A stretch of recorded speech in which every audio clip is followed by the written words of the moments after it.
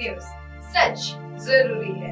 नमस्कार दर्शकों, मैं हूं मीनल और आप देख रहे हैं एमएनएस न्यूज टीवी। स्वागत है आपका शाम की खबरों में। डालते नजर आज की बड़ी हेडलाइंस पर। सीताबर्डी पुलिस थाना क्षेत्र में क्राइम ब्रांच की कार्रवाई।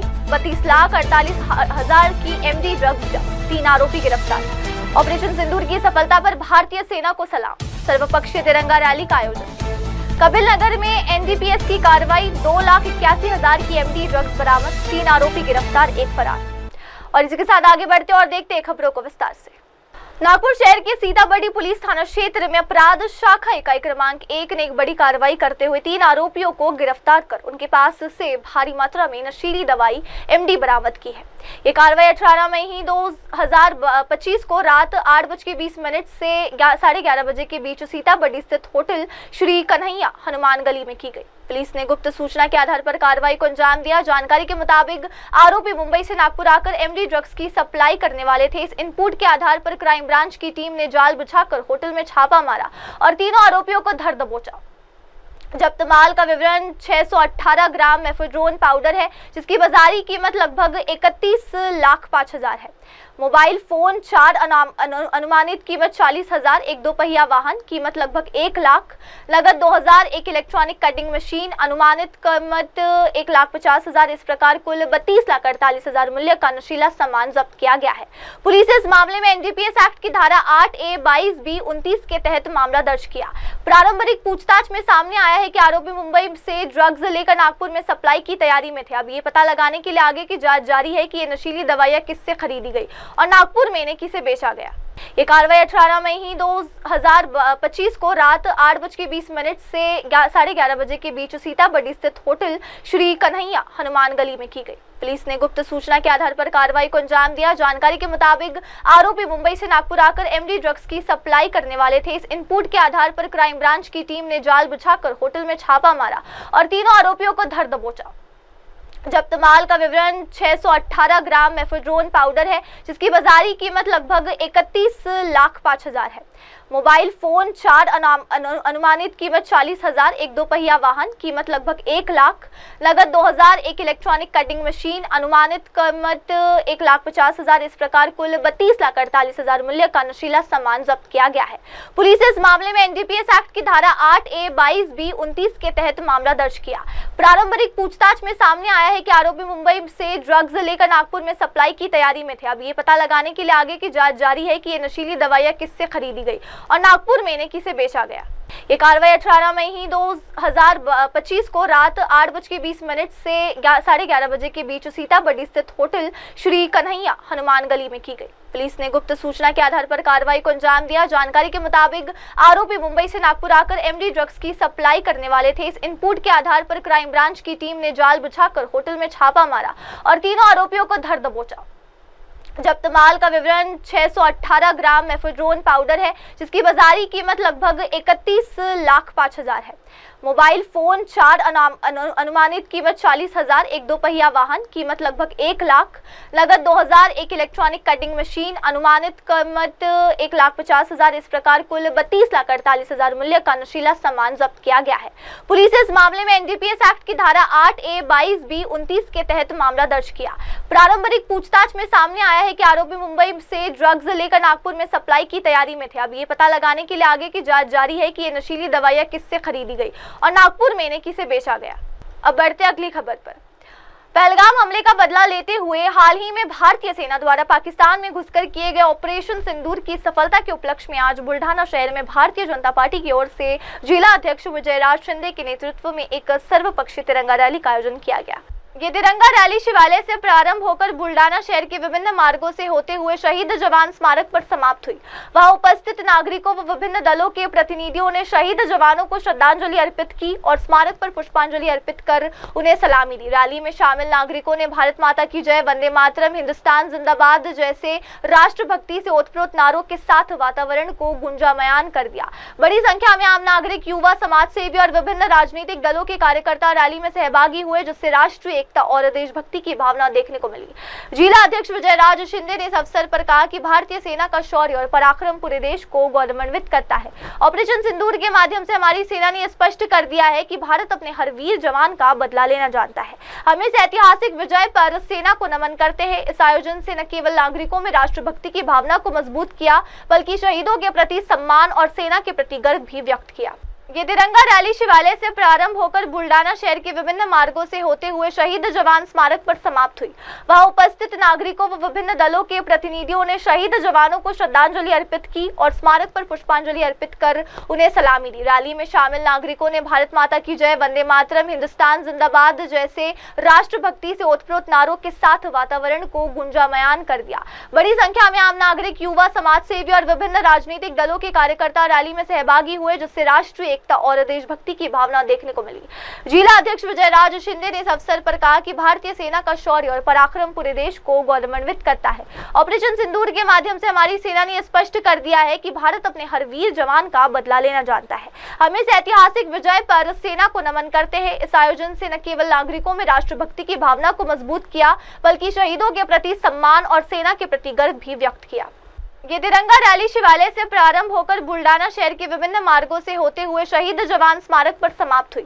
वहां उपस्थित नागरिकों व विभिन्न दलों के प्रतिनिधियों ने शहीद जवानों को श्रद्धांजलि अर्पित की और स्मारक पर पुष्पांजलि अर्पित कर उन्हें सलामी दी। रैली में शामिल नागरिकों ने भारत माता की जय, वंदे मातरम, हिंदुस्तान जिंदाबाद जैसे राष्ट्रभक्ति से ओतप्रोत नारों के साथ वातावरण को गुंजामयान कर दिया। बड़ी संख्या में आम नागरिक, युवा, समाज सेवी और विभिन्न राजनीतिक दलों के कार्यकर्ता रैली में सहभागी हुए, जिससे राष्ट्रीय एकता और देशभक्ति की भावना देखने को मिली। जिला अध्यक्ष विजय राज शिंदे ने इस अवसर पर कहा कि भारतीय सेना का शौर्य और पराक्रम पूरे देश को गौरवान्वित करता है। ऑपरेशन सिंदूर के माध्यम से हमारी सेना ने स्पष्ट कर दिया है कि भारत अपने हर वीर जवान का बदला लेना जानता है।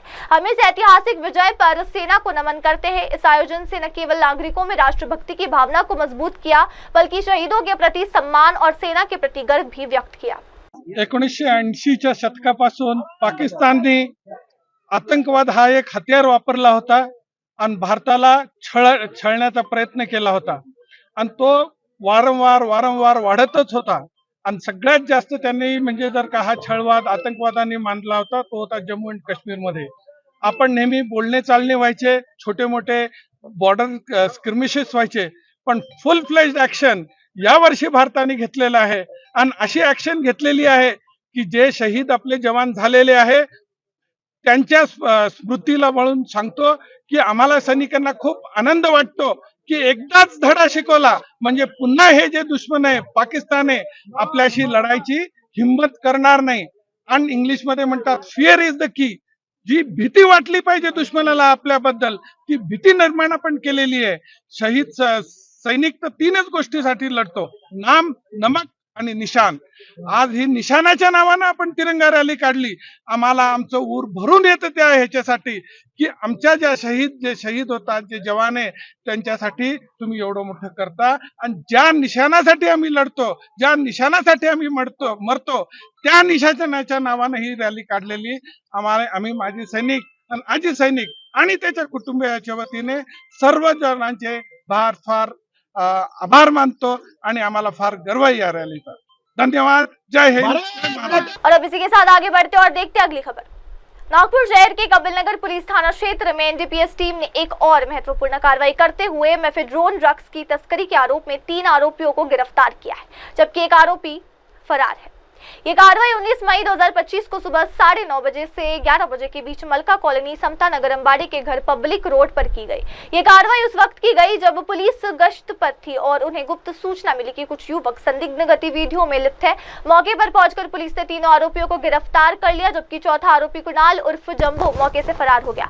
आरोपी अंकित अंबाड़े पर पहले से धारा 399 समेत विभिन्न धाराओं के तहत 5 मामले दर्ज है। इस मामले में कपिलनगर पुलिस स्टेशन में अपराध क्रमांक 375/2025 के तहत धारा 8A, 22A, 29 एनडीपीएस एक्ट के तहत मामला दर्ज कर लिया गया है। फरार आरोपी की तलाश जारी है और पुलिस पूरे नेटवर्क की जांच कर रही है। एनडीपीएस टीम की इस कार्रवाई को क्षेत्र में नशा विरोधी अभियान के तहत एक बड़ी सफलता माना जा रहा है। ये कार्रवाई 19 मई 2025 को सुबह 9:30 बजे से 11 बजे के बीच मलका कॉलोनी समता नगर अंबाड़ी के घर पब्लिक रोड पर की गई। ये कार्रवाई उस वक्त की गई जब पुलिस गश्त पर थी और उन्हें गुप्त सूचना मिली कि कुछ युवक संदिग्ध गतिविधियों में लिप्त है। मौके पर पहुंचकर पुलिस ने तीनों आरोपियों को गिरफ्तार कर लिया, जबकि चौथा आरोपी कुणाल उर्फ जंबो मौके से फरार हो गया। आरोपी अंकित अंबाड़ी पर पहले से धारा 399 समेत विभिन्न धाराओं के तहत 5 मामले दर्ज है। इस मामले में कपिल नगर पुलिस स्टेशन में अपराध क्रमांक 375/2025 के तहत धारा 8A, 22A, 29 NDPS एक्ट के तहत मामला दर्ज कर लिया गया है। फरार आरोपी की तलाश जारी है और पुलिस पूरे नेटवर्क की जांच कर रही है। NDPS टीम की इस कार्रवाई को क्षेत्र में नशा विरोधी अभियान के तहत एक बड़ी सफलता माना जा रहा है। ये कार्रवाई 19 मई 2025 को सुबह 9:30 बजे से 11 बजे के बीच मलका कॉलोनी समता नगर अंबाड़ी के घर पब्लिक रोड पर की गई। ये कार्रवाई उस वक्त की गई जब पुलिस गश्त पर थी और उन्हें गुप्त सूचना मिली कि कुछ युवक संदिग्ध गतिविधियों में लिप्त है। मौके पर पहुंचकर पुलिस ने तीनों आरोपियों को गिरफ्तार कर लिया, जबकि चौथा आरोपी कुणाल उर्फ जंबो मौके से फरार हो गया। आरोपी अंकित अंबाड़ी पर पहले से धारा 399 समेत विभिन्न धाराओं के तहत 5 मामले दर्ज है। इस मामले में कपिल नगर पुलिस स्टेशन में अपराध क्रमांक 375/2025 के तहत धारा 8A, 22A, 29 NDPS एक्ट के तहत मामला दर्ज कर लिया गया है। फरार आरोपी की तलाश जारी है और पुलिस पूरे नेटवर्क की जांच कर रही है। NDPS टीम की इस कार्रवाई को क्षेत्र में नशा विरोधी अभियान के तहत एक बड़ी सफलता माना जा रहा है। और अब इसी के साथ आगे बढ़ते और देखते अगली खबर। गढ़चिरौली पुलिस बल और CRPF की संयुक्त अभियान में 5 माओवादियों को गिरफ्तार किया गया। इसमें एक DVCM, एक PPCM और एक 3 प्लाटून सदस्य शामिल है। ये सभी माओवादी अम्बुजमाड़ के बिनगुंडा इलाके में एक विध्वंसक अभियान के लिए एकत्र हुए थे। उनमें से 3 को गिरफ्तार कर लिया गया तथा 2 माओवादियों को आगे की पूछताछ के लिए हिरासत में लिया गया है। ये कार्रवाई TCOC अवधि के दौरान की गई थी। गिरफ्तार लोगों के पास से 7 हथियार जब्त किए गए, जिनमें एक SLR, एक 303 राइफल, 3 सिंगल शॉट राइफल, 2 भरी हुई बंदूकें और 3 वॉकी टॉकी शामिल है। गिरफ्तार किए गए लोगों के नाम उंगी मंगरू होयम उर्फ सुमाली DVCM, पल्लवी केसा मीडियम उर्फ बुंदी PPCM और देवे कोसा पोडियम उर्फ सबिता सदस्य है। महाराष्ट्र सरकार के इन तीनों पर क्रमशः 16, 8 और 4 लाख रुपए का इनाम घोषित किया गया है। बाकी 2 पर कुल 8 लाख का इनाम था। गुप्त सूचना के आधार पर पुलिस अधीक्षक नीलोपतल और अन्य वरिष्ठ अधिकारियों के मार्गदर्शन में C60 और CRPF की 8 टीमों ने बिनगुंडा गांव में तलाशी अभियान चलाया। ये ऑपरेशन अत्यंत सावधानी के साथ किया गया तथा आम नागरिकों की सुरक्षा के दृष्टिकोण से गोलीबारी से परहेज किया गया। कुछ माओवादी जंगल का फायदा उठाकर भाग गए, लेकिन 5 लोग पकड़े गए हैं। ये सभी माओवादी अम्बुजमाड़ के बिनगुंडा इलाके में एक विध्वंसक अभियान के लिए एकत्र हुए थे। उनमें से 3 को गिरफ्तार कर लिया गया तथा 2 माओवादियों को आगे की पूछताछ के लिए हिरासत में लिया गया है। ये कार्रवाई TCOC अवधि के दौरान की गई थी। गिरफ्तार लोगों के पास से 7 हथियार जब्त किए गए, जिनमें एक SLR, एक 303 राइफल, 3 सिंगल शॉट राइफल, 2 भरी हुई बंदूकें और 3 वॉकी टॉकी शामिल है। गिरफ्तार किए गए लोगों के नाम उंगी मंगरू होयम उर्फ सुमाली DVCM, पल्लवी केसा मीडियम उर्फ बुंदी PPCM और देवे कोसा पोडियम उर्फ सबिता सदस्य है। महाराष्ट्र सरकार के इन तीनों पर क्रमशः 16, 8 और 4 लाख रुपए का इनाम घोषित किया गया है। बाकी 2 पर कुल 8 लाख का इनाम था। गुप्त सूचना के आधार पर पुलिस अधीक्षक नीलोपतल और अन्य वरिष्ठ अधिकारियों के मार्गदर्शन में C60 और CRPF की 8 टीमों ने बिनगुंडा गांव में तलाशी अभियान चलाया। ये ऑपरेशन अत्यंत सावधानी के साथ किया गया तथा आम नागरिकों की सुरक्षा के दृष्टिकोण से गोलीबारी से परहेज किया गया। कुछ माओवादी जंगल का फायदा उठाकर भाग गए, लेकिन 5 लोग पकड़े गए हैं। ये सभी माओवादी अम्बुजमाड़ के बिनगुंडा इलाके में एक विध्वंसक अभियान के लिए एकत्र हुए थे। उनमें से 3 को गिरफ्तार कर लिया गया तथा 2 माओवादियों को आगे की पूछताछ के लिए हिरासत में लिया गया है। ये कार्रवाई TCOC अवधि के दौरान की गई थी। गिरफ्तार लोगों के पास से 7 हथियार जब्त किए गए, जिनमें एक SLR, एक 303 राइफल, 3 सिंगल शॉट राइफल, 2 भरी हुई बंदूकें और 3 वॉकी टॉकी शामिल है। गिरफ्तार किए गए लोगों के नाम उंगी मंगरू होयम उर्फ सुमाली DVCM, पल्लवी केसा मीडियम उर्फ बुंदी PPCM और देवे कोसा पोडियम उर्फ सबिता सदस्य है। महाराष्ट्र सरकार के इन तीनों पर क्रमशः 16, 8 और 4 लाख रुपए का इनाम घोषित किया गया है। बाकी 2 पर कुल 8 लाख का इनाम था। गुप्त सूचना के आधार पर पुलिस अधीक्षक नीलोपतल और अन्य वरिष्ठ अधिकारियों के मार्गदर्शन में C60 और CRPF की 8 टीमों ने बिनगुंडा गांव में तलाशी अभियान चलाया। ये ऑपरेशन अत्यंत सावधानी के साथ किया गया तथा आम नागरिकों की सुरक्षा के दृष्टिकोण से गोलीबारी से परहेज किया गया। कुछ माओवादी जंगल का फायदा उठाकर भाग गए, लेकिन 5 लोग पकड़े गए हैं। और अब देखते हैं अगली खबर। कृषि मंत्री माणिकराव कोकाटे ने बताया कि राज्य भर में बेमौसम बारिश से 27,000 हेक्टेयर क्षेत्र प्रभावित हुआ है। राज्य में सबसे अधिक 13,000 हेक्टेयर क्षेत्रफल अमरावती जिले का है। नासिक में 5,008 हेक्टेयर क्षेत्र प्रभावित है। माणिकराव कोकाटे ने बताया कि राज्य में फलों की फसलों को व्यापक नुकसान हुआ है। अमरावती जिले में तूफानी हवाओं और ओलावृष्टि के साथ बेमौसम बारिश ने धारणी, चिकलदरा, बातकुली, चांदुर बाजार, अचलपुर, वरुड, मोर्शी, नांदगांव, खंडेश्वर व धामनगांव रेलवे तहसील को सबसे अधिक प्रभावित किया। पिछले सप्ताह धामनगांव रेलवे स्टेशन पर बिजली का करंट लगने से 2 लोगों की मौत हो गई थी। 5 जानवर भी मारे गए थे। धारणी तहसील में भारी बारिश के कारण एक गौशाला सहित 50 से अधिक मकान ढह गए। इसके अलावा जिले में 9 पशुओं की मौत हो गई। बेमौसम बारिश ने ग्रीष्मकालीन फसलों को प्रभावित किया, जिससे धारणी, चिकलदरा, भातकली, चंदुर बाजार, अचलपुर और मोर्शी तहसील में मूंग, प्याज, आम, संतरा, केला और ज्वार की ग्रीष्मकालीन फसलों को नुकसान पहुंचा है। जिला प्रशासन की प्रारंभिक रिपोर्ट बताती है कि जिले के 56 गांवों में 13,000 हेक्टेयर से अधिक क्षेत्र में फसलों को नुकसान पहुंचा। इसमें अचलपुर में सबसे बड़ा 5,321 हेक्टेयर क्षेत्र शामिल है, जबकि चांदुर बाजार में 4,821 हेक्टेयर क्षेत्र शामिल है। राज्य में सबसे अधिक 13,000 हेक्टेयर क्षेत्रफल अमरावती जिले का है।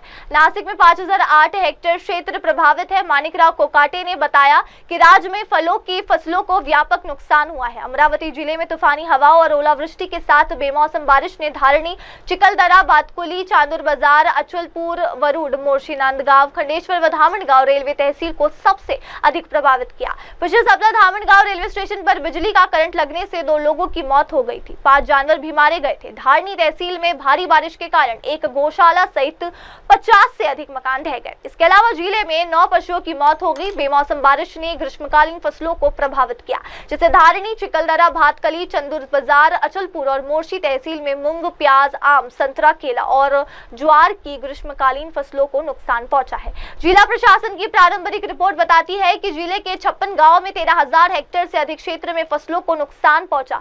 इसमें अचलपुर में सबसे बड़ा 5,321 हेक्टेयर क्षेत्र शामिल है, जबकि चांदुर बाजार में 4,821 हेक्टेयर क्षेत्र शामिल है। राज्य में सबसे अधिक 13,000 हेक्टेयर क्षेत्रफल अमरावती जिले का है।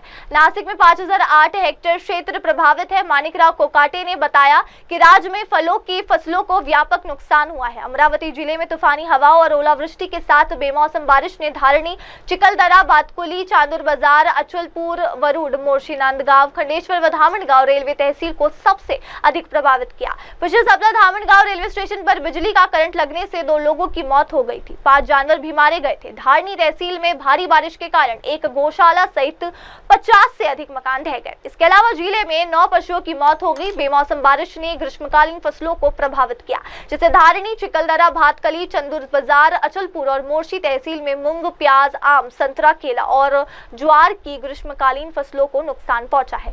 जिला प्रशासन की प्रारंभिक रिपोर्ट बताती है कि जिले के 56 गांवों में 13,000 हेक्टेयर से अधिक क्षेत्र में फसलों को नुकसान पहुंचा। इसमें अचलपुर में सबसे बड़ा 5,321 हेक्टेयर क्षेत्र शामिल है, जबकि चांदुर बाजार में 4,821 हेक्टेयर क्षेत्र शामिल है। इसी के साथ आगे बढ़ते और देखते हैं अगली खबर। पिछले कुछ दिनों से बेमौसम बारिश हो रही है और बिजली भी गिर रही है। ऐसे पीपलगांव में एक महिला पर बिजली गिरी और उसकी मौत हो गई।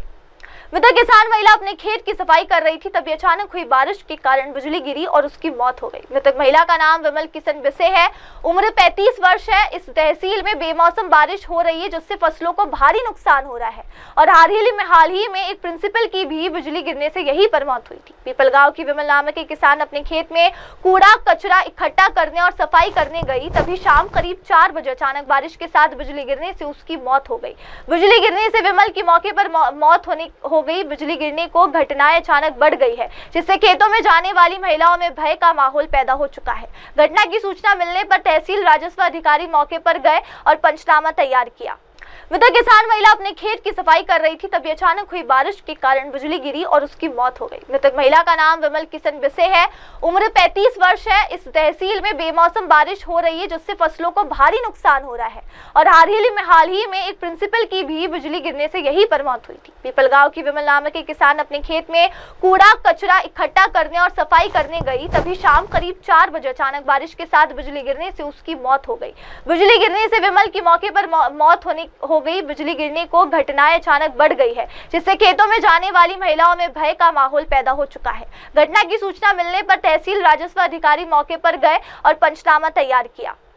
मृतक किसान महिला अपने खेत की सफाई कर रही थी, तभी अचानक हुई बारिश के कारण बिजली गिरी और उसकी मौत हो गई। मृतक महिला का नाम विमल किशन बिसे है, उम्र 35 वर्ष है। इस तहसील में बेमौसम बारिश हो रही है, जिससे फसलों को भारी नुकसान हो रहा है और हाल ही में एक प्रिंसिपल की भी बिजली गिरने से यहीं पर मौत हुई थी। पीपलगांव की विमल नामक एक किसान अपने खेत में कूड़ा कचरा इकट्ठा करने और सफाई करने गई, तभी शाम करीब 4 बजे अचानक बारिश के साथ बिजली गिरने से उसकी मौत हो गई।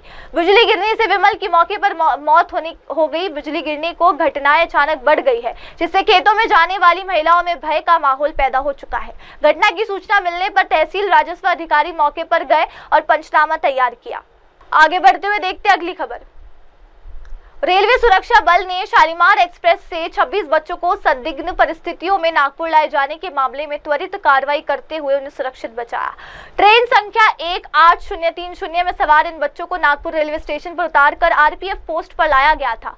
बच्चों के साथ मौजूद एक व्यक्ति, जिसे उसका उस्ताद बताया जा रहा है, उससे भी पूछताछ की गई और उसे हिरासत में लिया गया। ये घटना तब सामने आई जब प्लेटफॉर्म नंबर 8 पर तैनात स्टेशन मैनेजर को बड़ी संख्या में बच्चे एक साथ संदिग्ध अवस्था में दिखे। उनकी हरकतों और स्थिति को संदिग्ध मानते हुए स्टेशन मैनेजर ने तत्काल आरपीएफ को सूचित किया। ट्रेन के नागपुर पहुंचने पर आरपीएफ ने तत्परता दिखाते हुए कार्रवाई की। प्रारंभिक जांच में पता चला कि सभी बच्चे उत्तर प्रदेश से लाए गए हैं और उन्हें नागपुर के ताजबाग क्षेत्र स्थित एक मदरसे में दाखिला दिलाया जाना है। पूछताछ के दौरान बच्चों के साथ आए उस्ताद ने उत्तर प्रदेश की एक स्थानीय पंचायत द्वारा जारी एक अनुमति पत्र भी दिखाया। हालांकि इस मामले ने तब तल पकड़ लिया जब राज्य अल्पसंख्यक आयोग और बाल विकास संस्था के प्रतिनिधि भी स्टेशन पर पहुंचे। उन्होंने बच्चों के दस्तावेजों और अनुमति की वैधता पर सवाल उठाए। ट्रेन संख्या 18030 में सवार इन बच्चों को नागपुर रेलवे स्टेशन पर उतारकर आरपीएफ पोस्ट पर लाया गया था। बच्चों के साथ मौजूद एक व्यक्ति, जिसे उसका उस्ताद बताया जा रहा है, उससे भी पूछताछ की गई और उसे हिरासत में लिया गया। ये घटना तब सामने आई जब प्लेटफॉर्म नंबर 8 पर तैनात स्टेशन मैनेजर को बड़ी संख्या में बच्चे एक साथ संदिग्ध अवस्था में दिखे। उनकी हरकतों और स्थिति को संदिग्ध मानते हुए स्टेशन मैनेजर ने तत्काल आरपीएफ को सूचित किया। ट्रेन के नागपुर पहुंचने पर आरपीएफ ने तत्परता दिखाते हुए कार्रवाई की। प्रारंभिक जांच में पता चला कि सभी बच्चे उत्तर प्रदेश से लाए गए हैं और उन्हें नागपुर के ताजबाग क्षेत्र स्थित एक मदरसे में दाखिला दिलाया जाना है। पूछताछ के दौरान बच्चों के साथ आए उस्ताद ने उत्तर प्रदेश की एक स्थानीय पंचायत द्वारा जारी एक अनुमति पत्र भी दिखाया। हालांकि इस मामले ने तब तल पकड़ लिया जब राज्य अल्पसंख्यक आयोग और बाल विकास संस्था के प्रतिनिधि भी स्टेशन पर पहुंचे। उन्होंने बच्चों के दस्तावेजों और अनुमति की वैधता पर सवाल उठाए।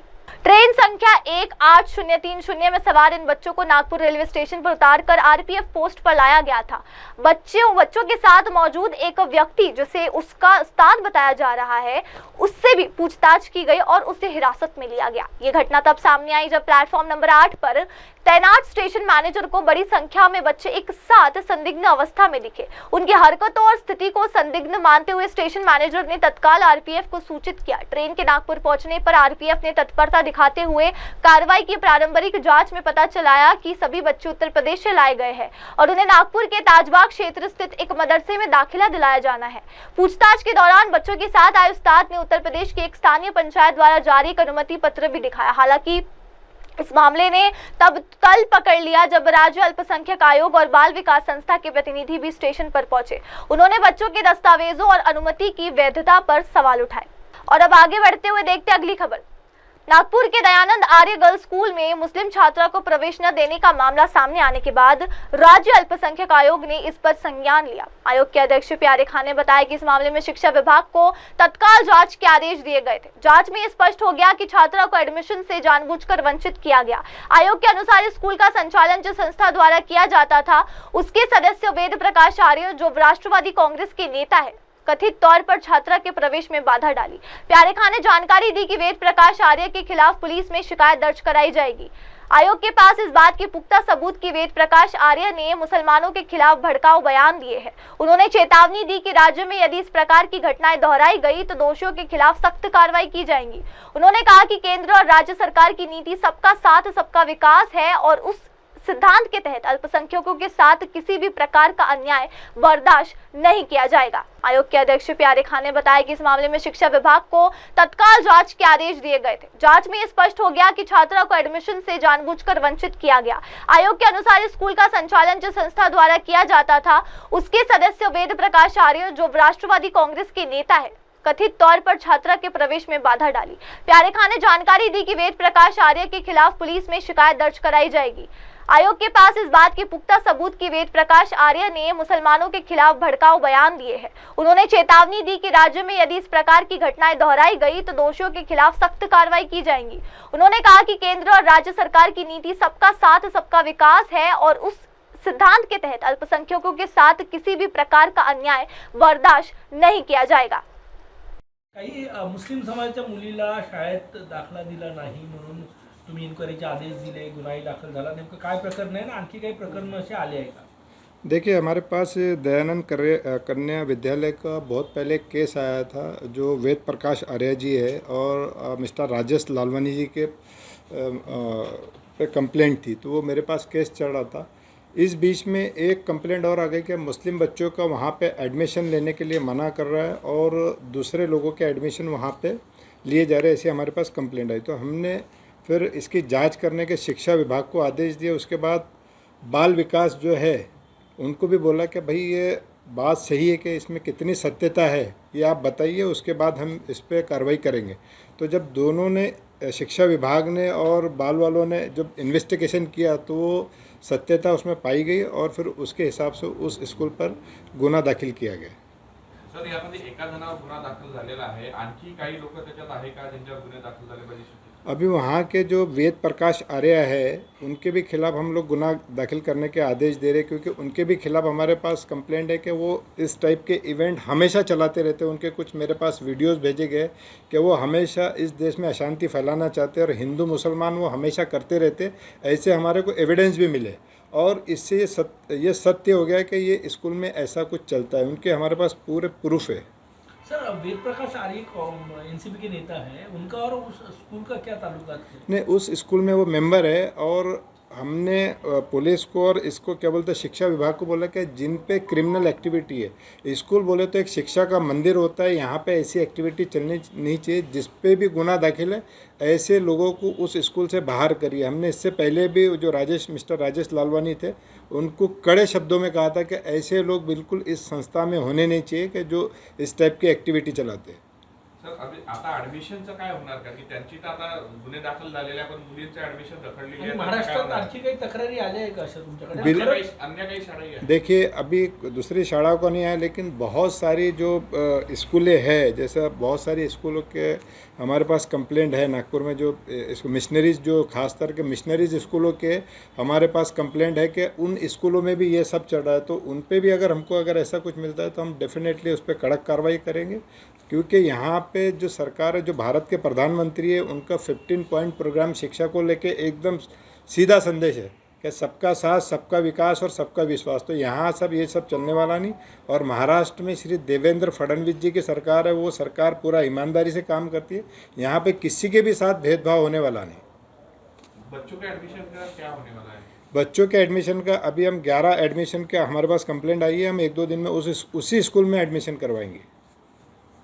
ये सही में ऐसा धर्म कुछ हुआ है कि कुछ उसमें? हाँ, बिल्कुल ऐसा हुआ है, क्योंकि वेद प्रकाश आर्य जी के हमारे पास जो लोगों ने कंप्लेंट की है उनके पिछले कुछ वीडियोस भी मिले जो मुसलमानों के बारे में अभद्र भाषा का इस्तेमाल करते हैं। तो बिल्कुल वो उसमें कोई दो राय नहीं है कि ये गलत है करके।